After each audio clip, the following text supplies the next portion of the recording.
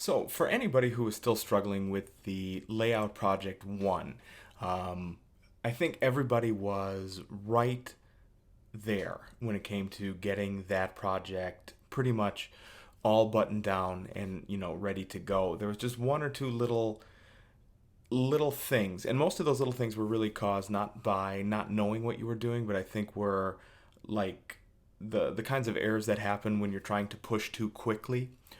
So what I thought I would do was just come through here and show you kind of a redacted version of how it is that we could actually put together that Layout Project 1. So all I have here is a bare bones HTML page. So what I'm going to do is again break the rules so I can put everything here in one file so that you can actually see it in play inside of Eagle.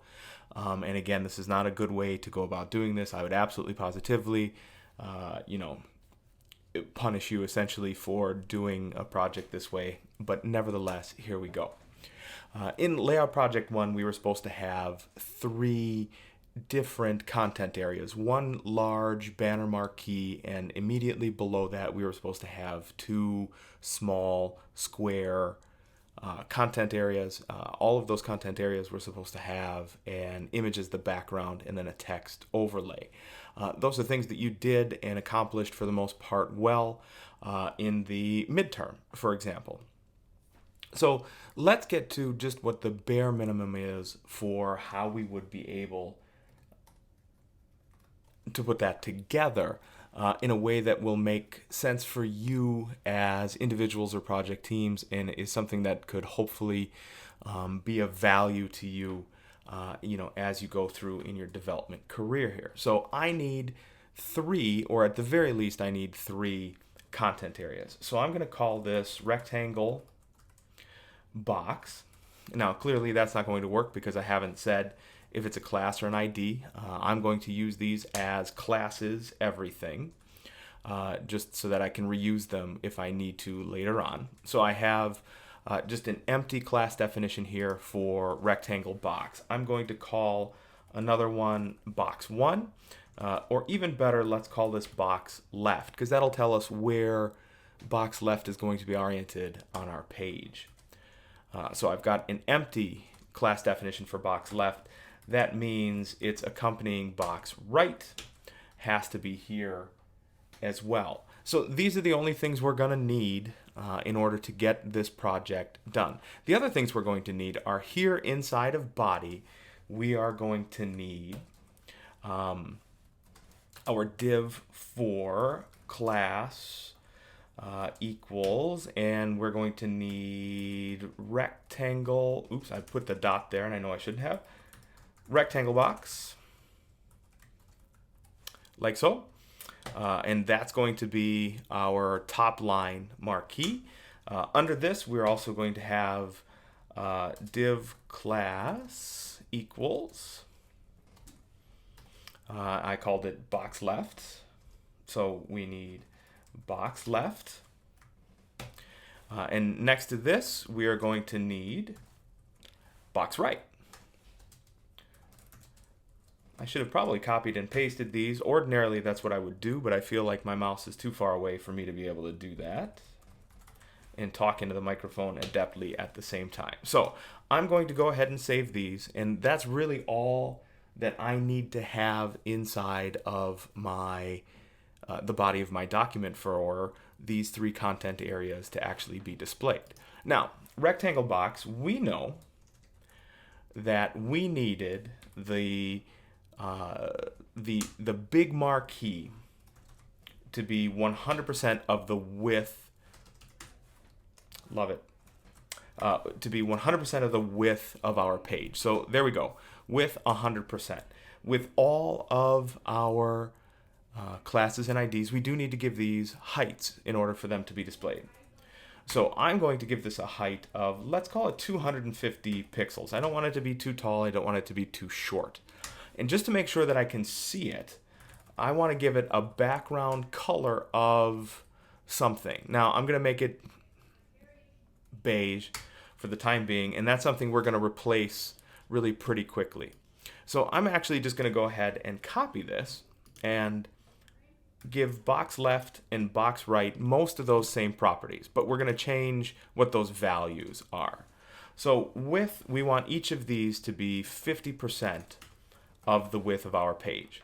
Height, why don't we go a little bit bigger, just so we can, show a little bit more utility with those content classes later on. We'll make those 350 pixels tall instead of just 250. While we're at it, let's get these a little bit different colors so that we can tell them apart between,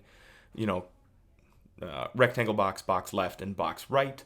If I gave it a beige, let's give this one a blue. And again, I'm not seeing here's burly wood. That'll be a little bit better.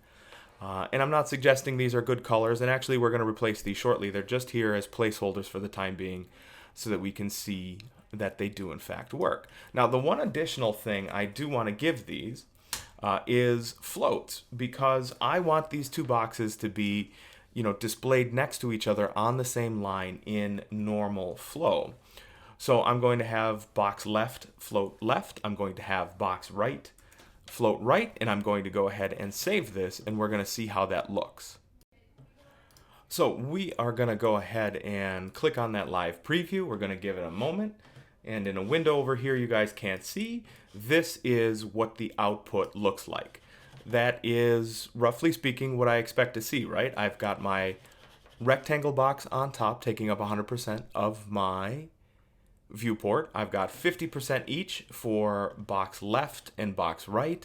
They are floating next to one another, so then they cause, in normal flow, these both elements to happen on the same line. So now let's move to the background portion of this. What do we do to put some images in the background here inside of those content areas that's going to make sense for us? So back here, I just have Pixneo. I just went to my chapter 3 content pages in Eagle, and I just grabbed Pixneo from that list in the images link. So I'm just going to take three things that I can see right here, or three images that I can see right here on this page. So I'll take this one here, contemporary desk. Wanted that to open up in a new tab. There we go.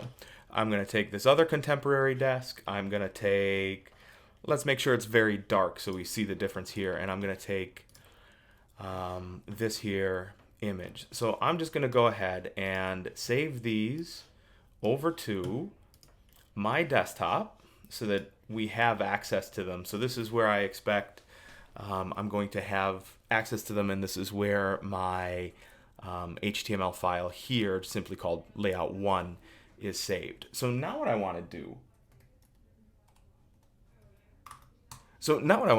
is I want to add the background images here. And I do not need to replace background color. As a matter of fact, oftentimes in troubleshooting, you'll see as developers, we leave there the background color so that if we see those colors, we know that something is wrong, because it's going to be pretty clear and obvious that that is wrong. So I'm going to need background images. So here we can say background image, and we've got a URL, and I want one of these desktop images. So over here on the left hand side you can see by 798, that's this JPEG. That's the one I want for my rectangle box. I'm just going to go ahead and pick another one, background image. I'm going to go ahead and pick URL. I'm going to pick another image. It doesn't really matter. Let's pick the 900 one for the left, and here we'll do another background image and choose the URL, and we're going to pick the very final one, the 800 pixel wide JPEG. So I'm just going to go ahead and save this, and immediately over here on the left hand side, or the right hand side rather, you can see we do have some change there. Now I'm not suggesting that this is perfect. I'm suggesting it's a first step. I've got my large marquee image, and I can tell that there's an image back there, but we can make this better. I've got my two rectangular images, but they're really not being used particularly well there, so we can make those better. So really what we need is to continue on here with the ideas of, and I did forget to include here the semicolons, So we need to continue on here with, what do we need to do to make these images properly sized for us? So I actually just gave it away. Its background size is one of the properties we can set here. You have two options, cover and contain. Cover is going to seek to put the whole image inside of your content area, irrespective of how it's going to fit there. So you may see some distortion there, not the way we would prefer to do that. I'm actually just going to go ahead and say auto for this because it's not actually going to change. We can see in the background here that's not going to change anything. But what I do know is, here's my image, and if I look at it, I know that most of the good portions of the image, like the stuff I kind of want to use, are down here on the bottom of the image. So instead of playing with the size for that, we can actually play with the background position here instead. So I'm going to do bottom because I actually suspect by just looking at that image and using my calibrated eyeball that we'll get some visual distinction there. It's not exactly what I expected, but it's a little closer. So I tell you what, instead of bottom, let's do center. And here we have, a more compelling image there that we can use. Now what we have to do is come back for these two box left and box rights and fix those images as well. So those are back here. So let's do background size. And for this one, so this is box left, let's do cover. I'm going to save that. And since we did it to the left-hand side, let's also do that to the right-hand side here. So I've copied it, and I'm just going to paste it as background size cover into my box right. And when I come through here and I check on my content now, I've got that image is covering most of my content area.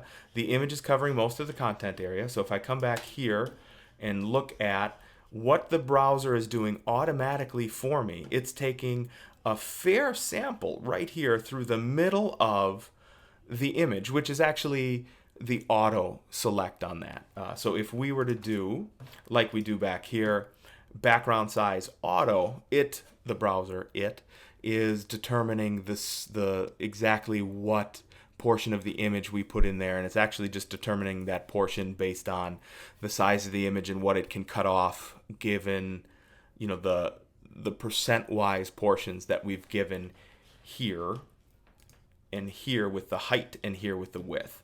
So that's what auto is really doing there. Nothing more special than that. The very last part here, for layout 1 anyway, would be to give these images the text overlay.